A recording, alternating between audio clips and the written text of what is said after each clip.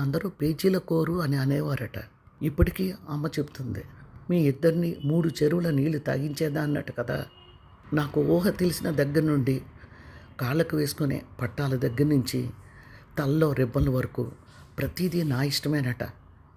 నేను సెలెక్ట్ చేసినవి ఎంత బాగోపోయినా, ఎంత నాసి రకం వస్తువులైనా సరే నేను అడిగిందే కావాలని పేచీ పెట్టేదన్నట. ఊహ తెలిసినా కూడా పేచీలు కంటిన్యూ అవుతూనే ఉన్నాయి.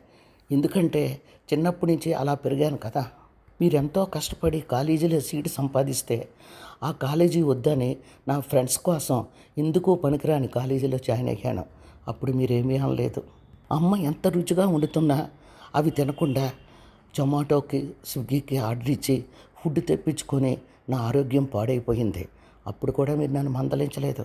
కాలేజీకి డ్రాప్ చేస్తున్న డ్రైవర్ని బెదిరించి నేనే డ్రైవింగ్ చేసి కారు గుద్దిచ్చేస్తే మందలించకుండా నన్ను పట్టుకు ఏడ్చారు.